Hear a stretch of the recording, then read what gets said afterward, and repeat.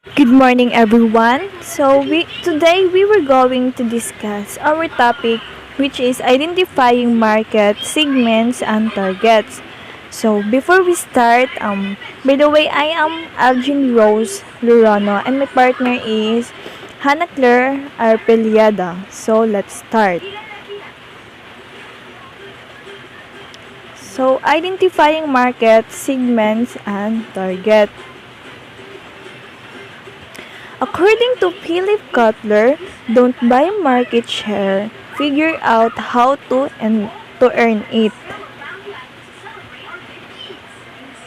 So, the following topics will be covered in this chapter. Levels of market segmentation. There are four: segment marketing, niche marketing, local marketing, individual marketing. In the base for segmenting consumer markets, there are four segmentation, which is geographic segmentation, demographic, psychographic, and behavioral segmentation. And the basis for segmenting business markets. And the last is market targeting. So, target marketing requires marketers to take three major steps. So, identify and profile distinct groups of buyers who differ in their needs and preferences. That is market segmentation. So, when you say market segmentation, a process of dividing heterogeneous market into relatively more homogeneous. So when you say homogeneous, that is consists of a single pieces, while heterogeneous consists two or more pieces. So sa market segmentation is nagprocess siya into subdivide, or siya ang nagdivide o into subdivide to the market. So mao to ang geographic, demographic, psychographic, and behaviorals. So that's why ang market segmentation is pwede dira ang small business. It easy to tailor to the needs, especially our needs and wants sa customers. So, in market targeting, select one or more market segments to enter. So, kung maingon tag market targeting, for example, that companies are unable to reach all customers in market. So, there are some business who believe that everyone will be their customers. So, in a market, targeting, kung miingon ta, syempre, we focus or evaluation our segments. So, mga parts. Segments attractive. So, kung miingon kitag segment attractive, na adra ang size, profitability. Kung unsa atong i-serve sa ilaha, kung unsay mas naka-attractive sa customers. You only want those people who have a need for the product and services. So, many of our customers belong to multiple targets market at a time, di ba? For example, if you are a mother, so wrong. If you a woman, so you a mother, syempre, and a wife. So each category has some products and services. So kibali ang katong product and services mo to ang mother and wife mo na tong product and services that you need to fulfill our wants and needs and responsibility in each respective position. So mo nang market targeting. So So market positioning naman is for each target segment, establish and communicate the key distinctive benefits of the company's market offering, that is market positioning. Kung miingon tag market positioning, take a look at how to use market positioning to help you connect with the right customers and increase your sales. 'Di ba? 'Di ba kung kita once nang ato ang company niya makita nato nga ang ato ang sales nagkaana mo kataas, syempre ang ato ang 'di ba ang atong sa ato ang heart is syempre happy kayo ta kay ang atong business kay nagkataas. So syempre magpasalamat ta sa ato ang staff kay kung wala ang ato ang staff, syempre dili mabuo ang ato ang company kung wala sila. So if you a product different to your competitions in the minds of your customers. So kung miingon tag positioning, muna siyang strategic phrases that you can use to accentuate and differentiate your brand. 'Di ba?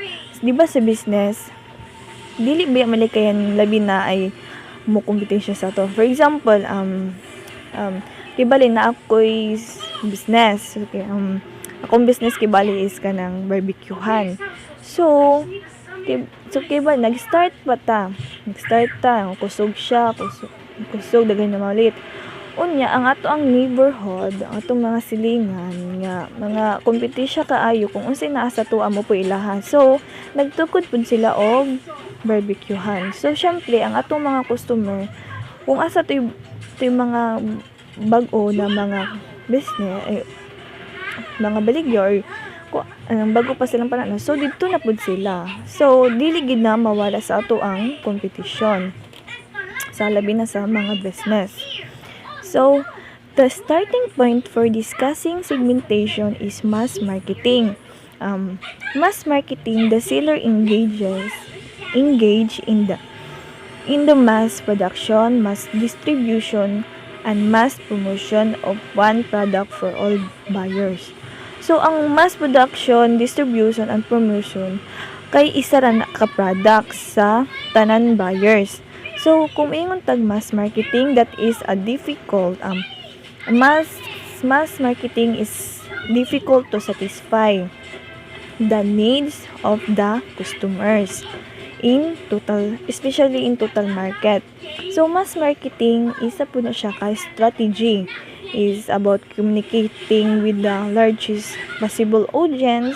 So ang diri sa mass marketing nag-aim ni sila og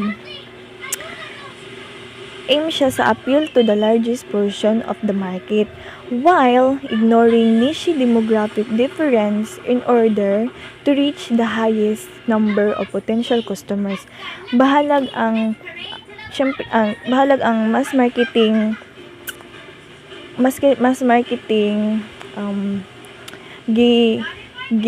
gi-ignore na sila sa niche but in order ang ilahaga pong market is nitaas gihapon. Nitaas kay because sa potential customers. You have to turn around. Saki wants us to jump up and down? No, he wants us to turn around. For example, sa mass marketing, that is so retailers and e-retailers. So, for example, sa retailers, muna ang mga big box na mga stores. Well, ang e-retailers mo na ang mga Amazon, supermarket, and drugstore.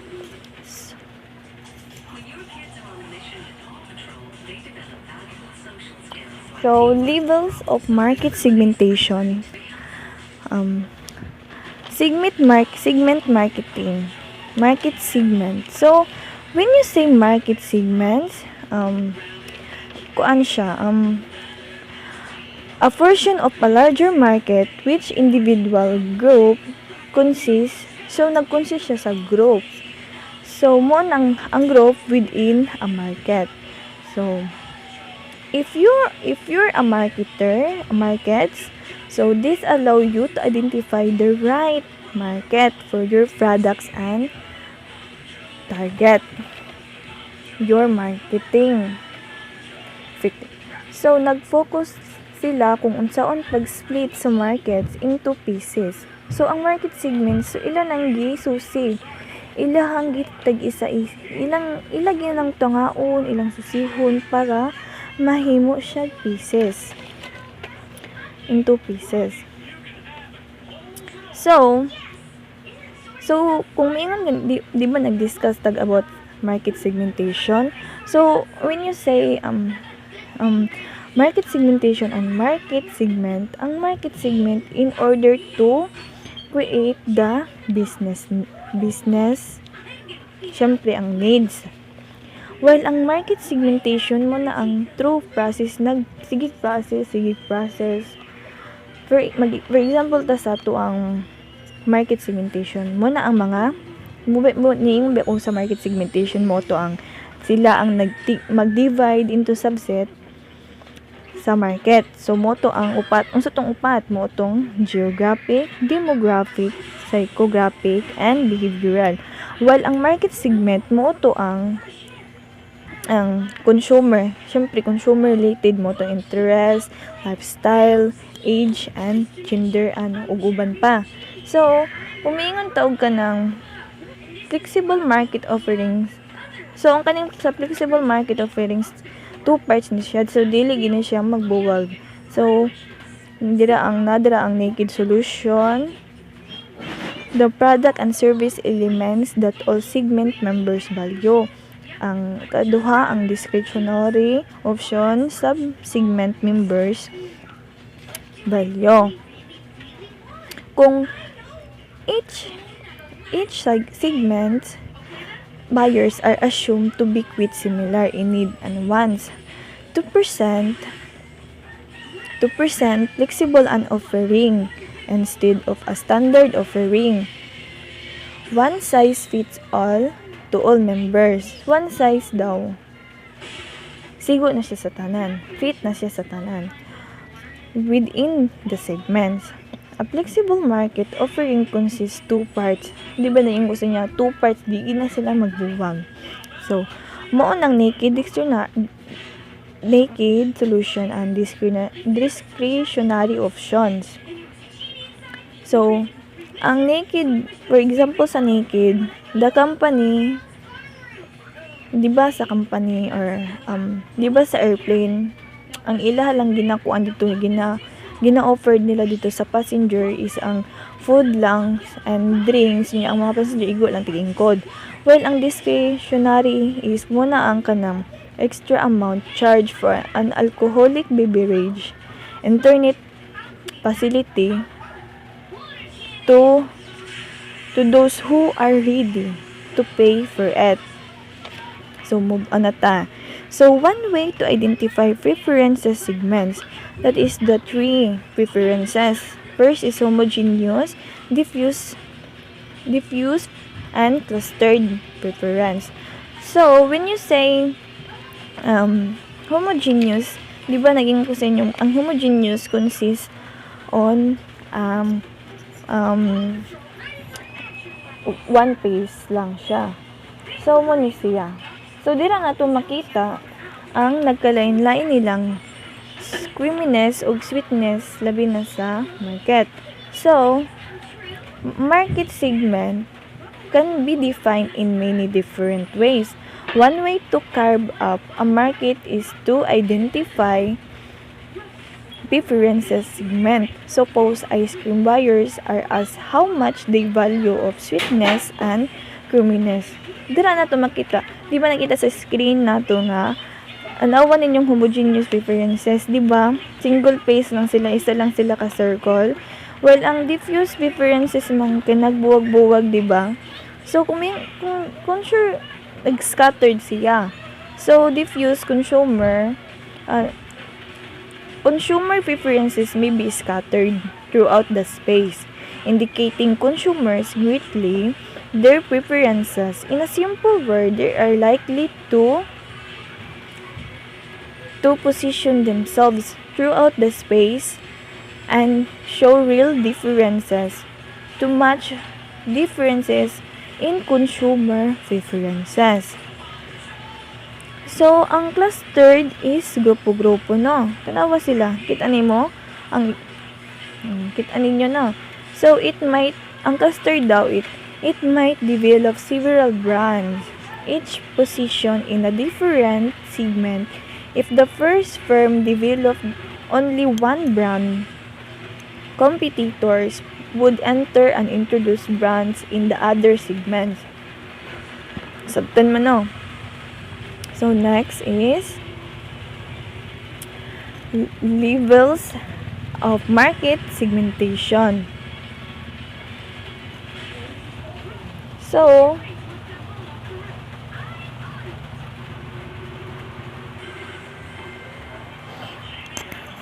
when you say niche marketing, dira example is Crack, H-Guard, Miswak, Star Cricket. So, niche marketing, usa na siya ka advertising strategy that focuses on a unique target market. So, unique target market. So, instead of marketing to everyone who could benefit from a product or service, this strategy inclusively on one group. So, ang niche marketing, isa ra na siya ka grupo. Dili duha, dili tulo, kundi isa ra.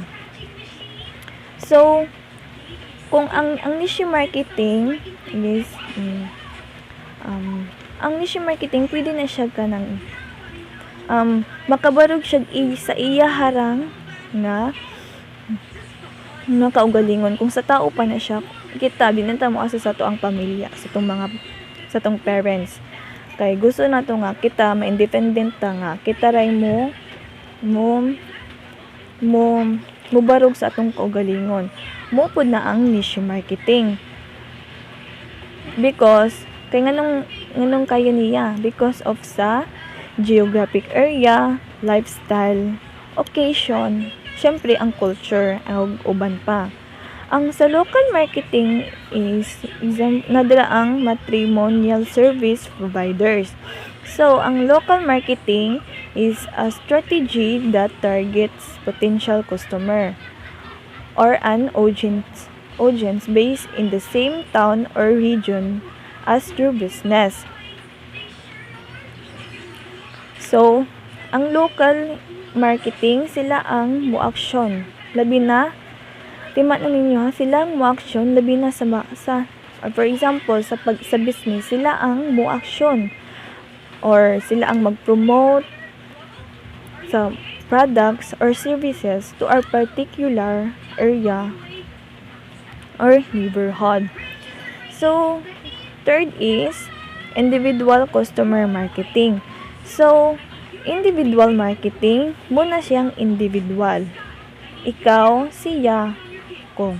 Individual. Mga individual na sila, one-to-one marketing. So, karon ang customer kay more individual initiative. Mga wais sila. Aron to understand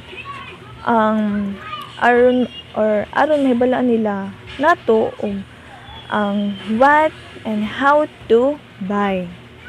So, and the last in levels and market segmentation, that is customization. Customization combines operationally driven mass customization with customized marketing in a way that empowers consumer to design the product and service offering in their choice. Example, ang Burger Color Bank. Ang customization is muna sila ang So, ang customization na dira si producer o si consumer. Si producer o si consumer involved na sa production or through personal interaction with its customers. Then, ang goal sa customization is to help customer better identify what they want. So if ang imuhang business strategy is kanang successful or great. So ang imuhang customer is happy and magbalik-balik gina siya sa imuha kay ang imuhang gigamit nga strategy is to focusing kay nag-focus naman mo sa customers or functions. So, next is levels of market segmentation. Nadira ang need-based market segmentation approach. So, kita niyong table sa steps in segmentation process. Una is ang need-based segmentation. So, ang need-based, dili na ako siya basa ng meaning. Ang ako lang nasabtan is ang need-based segmentation. Muna sila ang makatabang sa marketers to understand the need of the target audience and to adopt specific marketing plans accordingly. So, ang needs-based segmentation nabilong dira ang buying behavior. And to approach, identify several needs such as emotional, rational, og uban pa. So gamitan nato og segment kung number 2 is segment identification. So segment identification information such as a customers, those are katong 4 types, which is katong 4 types sa segmentation mo tong mo to ang demographic, geographic, psychographic o behavioral.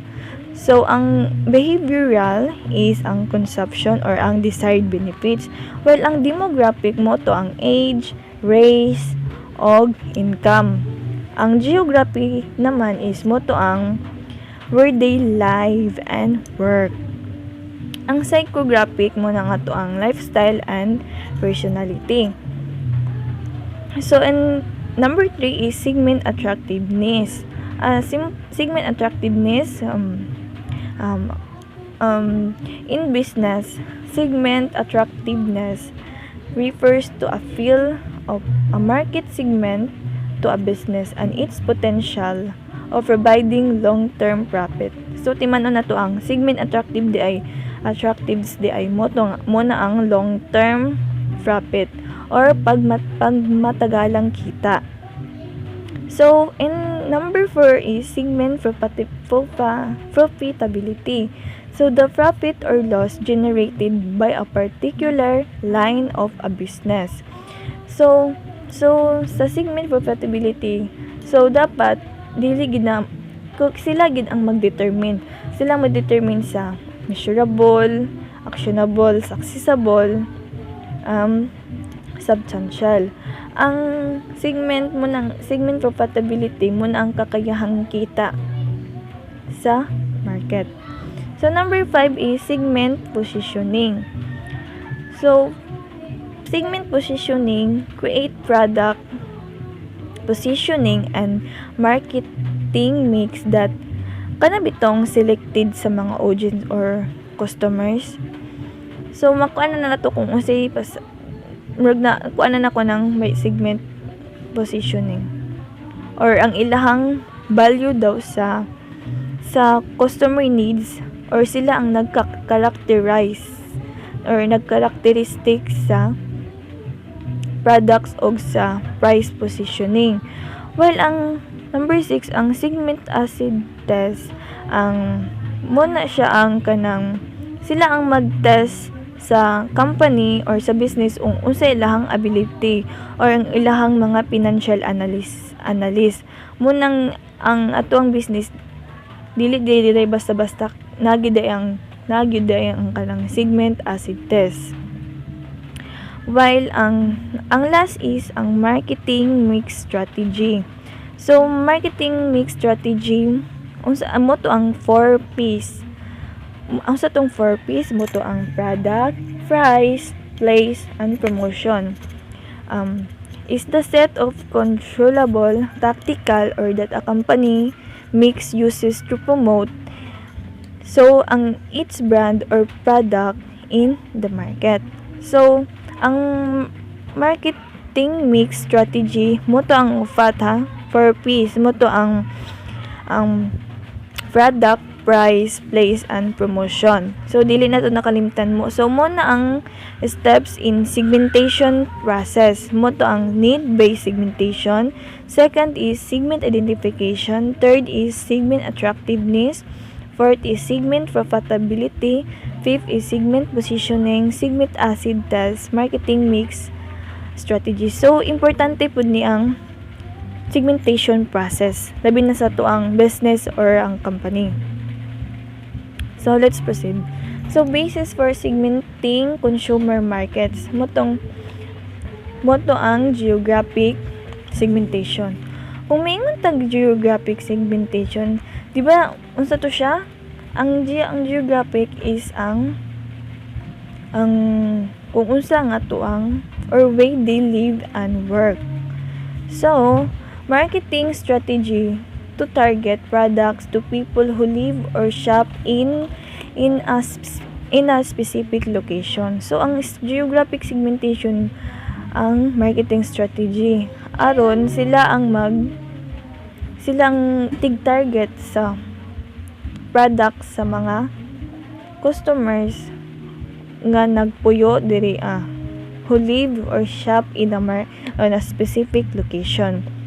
Example, clothing retailer that present online customers with different products. So ang geographic segmentation nagpalibot dira ang countries, population, density, cities, climate, weather, urban, rural, or village.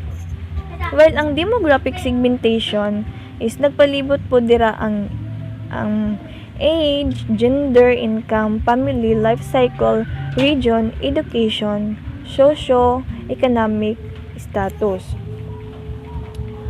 Kay ang demographics man gyud kay is a group of people. Unya dira nato masabtan ug unsaon or how to create and use it ang nagkalaing-laing mga brand. So, nakita na to sa table. So, ang next is ang psychographic. So, nakita man nato no. So, nadira ang mga perception, thoughts, and beliefs nga nag-attention sa consumers. So, unsa ang companies ang nagamit og psychographic segmentation? Muna sila ang mga retail industry, travel industry, og ang healthcare industry. So, kanya silang tulo, nagamit na sila og psychographic segmentation. So, similarly, last is ay katong behavioral. Behavioral are observe, sila ang mag-observe og tig-analyze in order to identify the decision making. Timan-on na to ha, decision making and buying patterns. Mingon ganit tag buying patterns mo na dira ang kanang mag-shopping kanang mga tawo nga sige hilig mag-shopping labi na karon hapit na inyong Pasko or during vacation. Napalibutan pod ba na siya og attitude, activities, personality, and values. So ang kanang di ba nagbanggit ko og kanang buying patterns og buying decision making. So nga to ang decision. And similarly to behavioral segmentation, kay nag-focus po na siya sa consumers behaviors and factors. Moto nga to ang sa behavioral moto nga to ang personality traits, values, activities, interests, and opinions. So, dali naman na to siya masabtan. Masabtan ba na to ang mga behavior itong for level sa segmentation. So, muna ang segmenting consumer markets. Ang geographic segmentation na daw dira ang nation, state, regions, countries, cities, or neighborhoods. Ang ikaduha, demographic segmentation, age and life stage, gender, income, generation. Third is psychographic segmentation na dira ang personality o values. One of the most popular commercially available classification system based on psychographic measurement is the SRI Consulting Business Intelligence SRI-CBI VALS framework. So, madiscuss na ako about sa VALS framework. The main dimension are consumer motivation, horizontal dimension, and consumer resources, vertical dimension. And the VALS networks.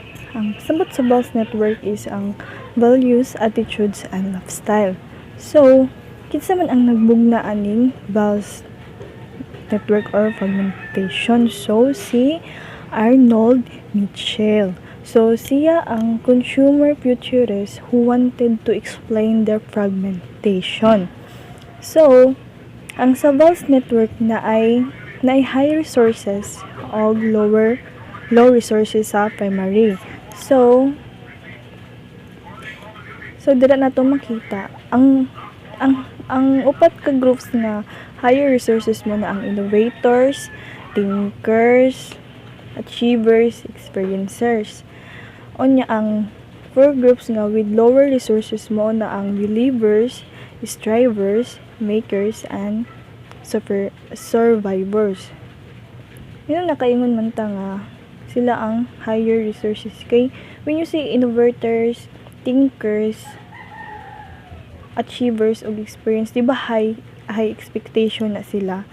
Tapos ang kaning lower resources, ang muni ang tong believers, strivers, makers og survivors. So understood naman pud kaayo ni siya, no.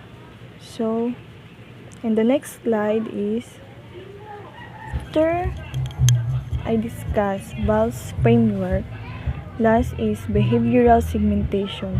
Behavioral segmentation is a form of marketing segmentation that divides people into different groups who have a specific behavioral pattern in communication. Or like user or non-user may share the same life cycle stage, previously purchased particular product, or have similar reactions to your message.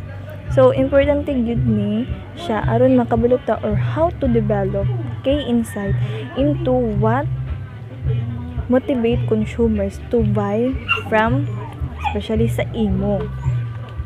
So, dala is din decision rules. Decision rules, it focuses on consumers, ang ilahang shopping behavior and show how they make their decision. So, ang initiator, ang example na ang doctors. Ang initiator, being initiator, shows that you are self-motivated. So, as ikaw nag-aksa as initiators, dapat imong natrabaho na. Imong trabaho is, ikaw tig-motivate sa imuhang, or ikaw ang mag-motivate sa imong mga ka-workmate. So, ang influencer, example dira ang pharmaceutical companies.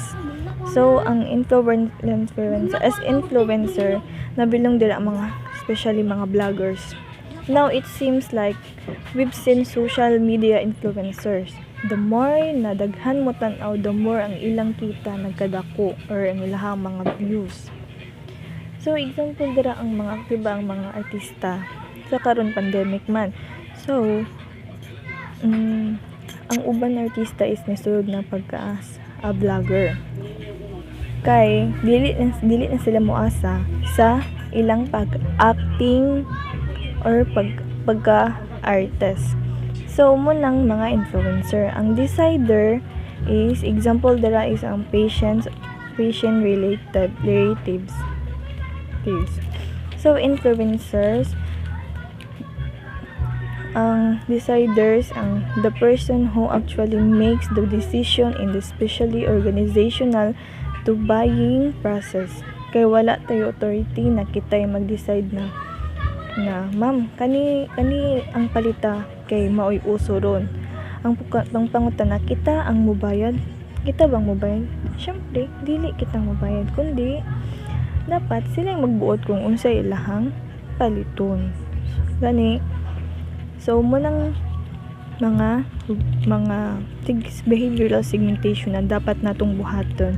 And ang buyer is meaning is magamit nato as behaviorals. Labi na nga importante ang buyer which mauna sila customer. For example, not a business nya wala tay customer, you don't see any sales. So dili na to makita nga tong sales ug nagtaas bar ni gamay kung wala tay buyers. So if you fail to take the customer views into account in your marketing, it's likely your campaign will not be successful. So and last is user. Example is patient. It focus on having a deep understanding of users, what they need, what they value, their abilities, and limitation. Nagamit nato pud ni labi na dako kini siya tabang diri nato na ma-recognize ang nagkalanglaing tawo labi na sa ilahang different needs and expectation. Ang behavioral variables nga dira ang occasions and benefits. Ang occasion gani is kung naay mga okasyon, syempre gamito na to behavioral kay dapat kita makisama labi na ang ilahang tinuhan. Kung naay occasion, syempre kita mag-adjust sa labi na sa atong mga bisita. So importante gid ang behavioral segmentation. So ang last is ang kaduha is benefits. Example, clinic, Pantene, Sunsilk, Head and Shoulder. Benefits, kung naa kay business, syempre mag-invest man so as offering benefits to your employees. It is important because it shows them you are invested in not only their overall health but their future. So benefits can help you differentiate your business from competitors. So third is user status. Na naman tayo non-user. So napud tay user status. So user status mo ni ang nisulod sa imuha. Meaning you can define an active as many user status as you want. Diba we are different from each other because we were made to be different. That is why we are different. For example, there is non-user, ex-user, potential user, first-time user, and etc. So, and the then is usage rate. Nadirang example ng light, medium, and heavy.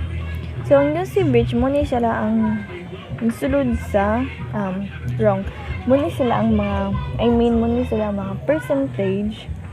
So kung saan nato pag-calculate ang monthly inventory usage. So take the total inventory usage divide by the number of months. Over the quarter, there were about 12 butter used per month. Like me, naka-experience ko unsay bahaton sa pag-inventory. Gamit na to na grocery. Gamay to siya nga grocery. So gisusi gyud na mo siya kung unsa kantabi sa isa kasalapin pila ang sulod sa pansit canton, gihap na mo pila lang siya pilang nabilin sa noodles, pilang nabilin sa Lucky May beef, sa chickens and so on. Kaya pag abot sa monthly nga pag mag-calculate na, dali ra na to siya mabalaan kung ay kanid kusog ni siya. So ang loyalty status is ang atong quality of being faithful or honest. Siyempre, importante gid ang atong loyalty status na ang hardcore core loyals to only one brand all the time. Split loyals, loyal to 2 or 3 brands. Shifting loyalty from one brand to another.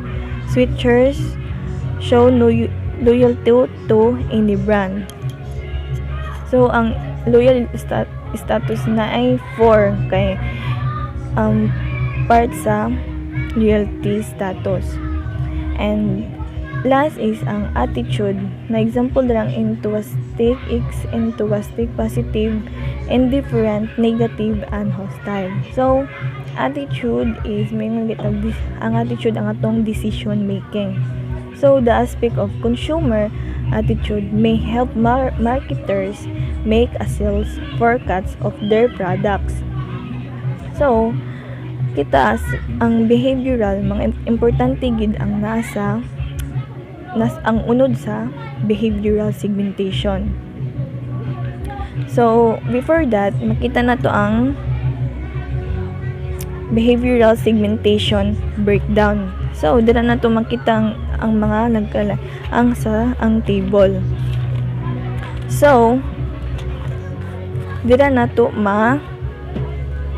masabtan kung unsa gyud ang behavioral segmentation breakdown. Kay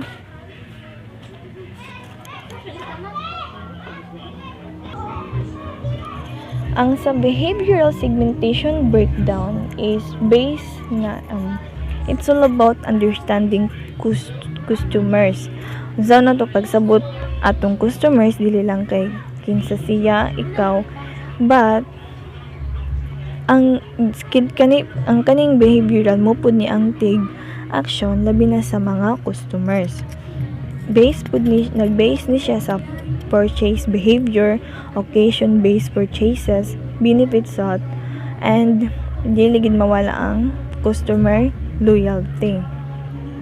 So, dili gid mawala atong attitude or kinaiya kay kani man good behavioral ma-realize nato on how to support users along their customers journey. So, in the next slide, my partner siyang mag-discuss kung unsay naa sa basis for segmenting business markets. Basis for segmenting business markets. Demographics includes industry. Which industries should we serve? Manufacturing industries. Companies like Sony are part of this industry. Automobile, aerospace, and other manufacturing industries. Company size. What size companies should we serve? Medium to large size companies. Location. What geographical area should we serve? All areas in the world like Southeast Asia and European regions. Operating variables includes technology. What customers' technologies should we focus on? Octa-core, a faster processing EG, grade processor, and different grades of steel for different companies according to their manufacturing requirements. User or non-user. Should we serve heavy users, medium users, light users, or non-users? Focus more on heavy users and cater to others' uses as well. Customers' capabilities. Should we serve customer needing many or few services? Serve few services. Purchasing approaches includes purchasing function organization. Should we serve companies with highly centralized or decentralized purchasing organizations? Both highly centralized and decentralized. Power structure. Should we serve companies that are engineering dominated, financially dominated, and so on? Financially dominated and engineering dominated. Nature of existing relationships. Should we serve companies with which we have strong relationships or simply go after the most desirable companies? we serve with the most desirable companies? General purchasing policies. Should we serve companies that prefer leasing service contract systems, purchases, sealed bidding system purchase? Purchasing criteria. Should we serve companies that are seeking quality service price? It depends company to company. Some might require quality, some service, while other price. Situational factors includes urgency. Should we serve companies that need quick and sudden delivery of services and cater to sudden delivery demand if it has enough inventory in place? Specific application. Should we focus on certain application of our product rather than all applications? Certain applications or all applications, this doesn't matter. Size or order. Should we focus on large or small orders, medium-sized orders to large-sized orders? Personal characteristics includes buyer, seller similarity. Should we serve companies as people and values are similar to our? Yes, but not necessary. Attitude toward risk. Should we serve risk-taking or risk-avoiding customers? Both risk-taking and risk-avoiding. Lastly, loyalty. Should we serve companies that show high loyalty to their suppliers? Yes. Loyal tends to encourage your suppliers to do their best work and perform to their highest of standards. If you have loyal suppliers working for you, then you are going to have suppliers who work productively and efficiently. And market targeting, there are some of effective segmentation criteria. There are 5. So first is measurable. Measurable size, purchasing power, and characteristic of the segments can be measured. So and the second is substantial. Segments are large and stable enough to serve. Third is accessible. Segments can be effectively reached and served. Fourth is differentiable. Segments are conceptually distinguishable and respond differently. And lastly is actionable. Effective programs can be formulated for attracting and serving the segments. So, ang sa effective segmentation criteria is sabotable naman. So, let's proceed. Let's proceed for the next slide. In market targeting, there are evaluating and selecting the market segments. That is the single segment concentration. A firm selects and serves only one segment. Example, maternity, hospitals, and clinics. So, one segment lang na sila. So, ang segment is firms selects a single one market. So, makita na to sa table. Diba? Nasa sa P2. And ang selective specialization, a firm selects a number of segments, each objectively attractive and appropriate. So, makita na to pod sa iyahang picture. Ang selective specialization, a company selects several segments and sells different products to each of the segments or money makers. Ang selective specialization mo na ang mga money makers. A firm selects 2 or more segments even if the 2 are not at all related, So each homoses to be a money make, it helps to firm the diversity risk.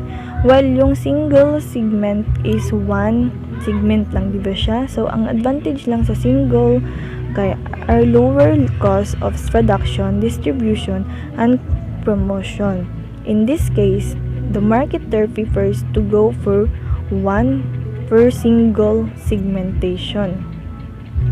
Ang sa market specialization of firms makes a certain that it sells to several different market segments. So, ang market nag-specialize na siya sa nagkalaing-laing market segments. So, muna ang the firm concentrate on serving many needs and particular customers groups.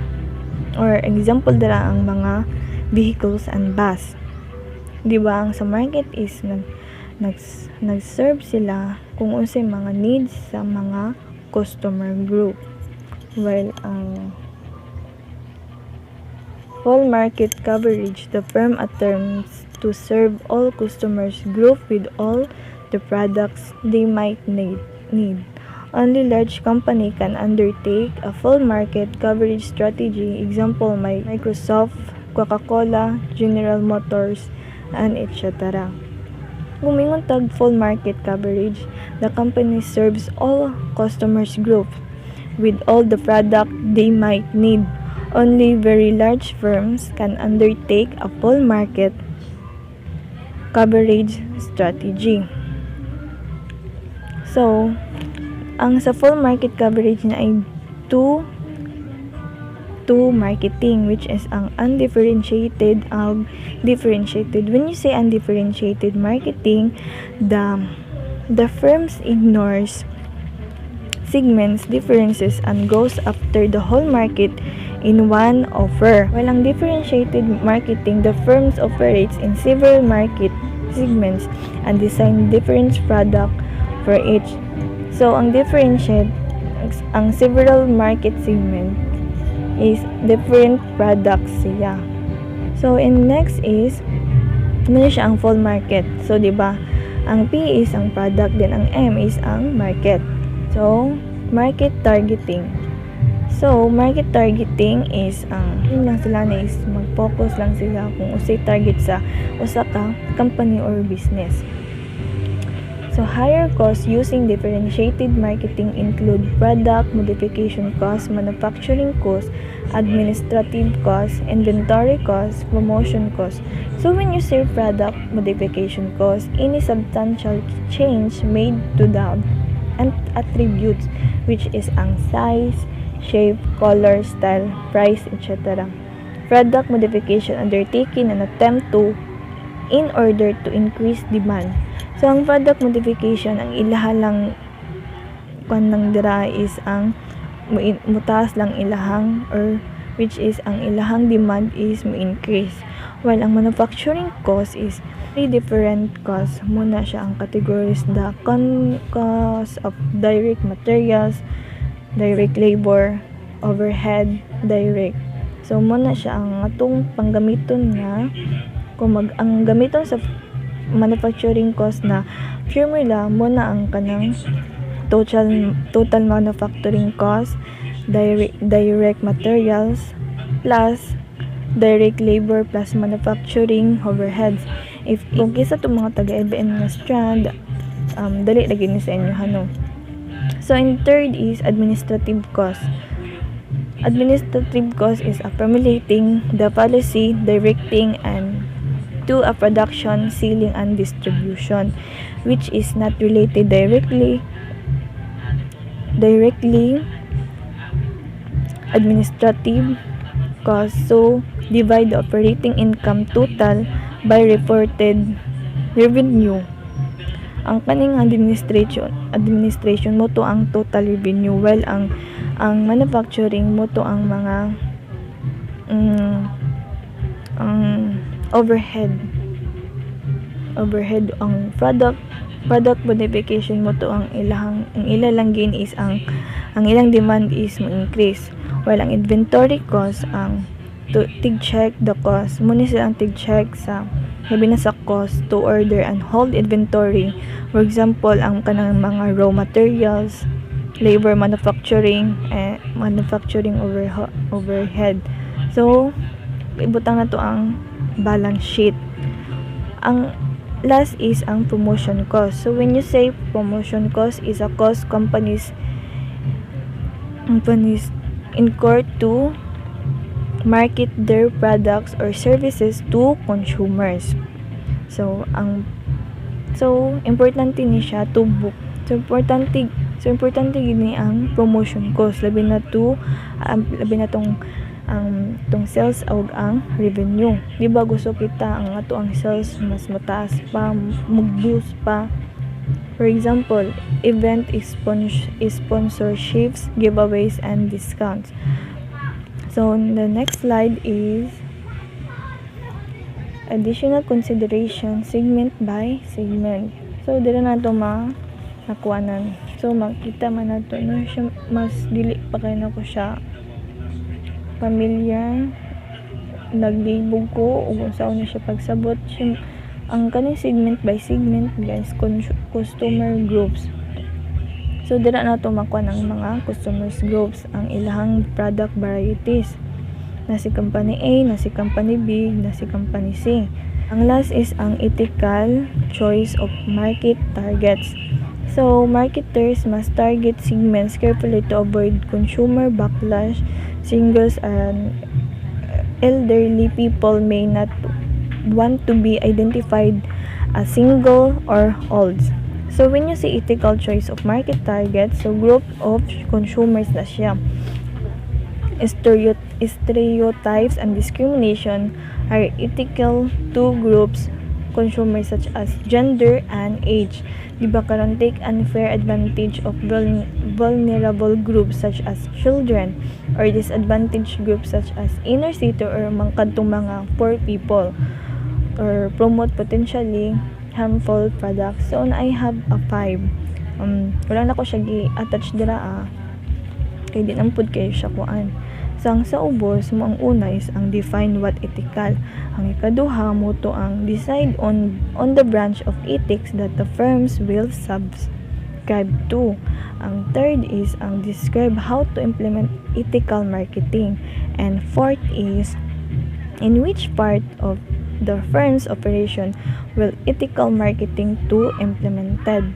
And the last is complete cost and benefit analysis. So I hope that it's muna tanan ang market targeting. And thank you and God bless.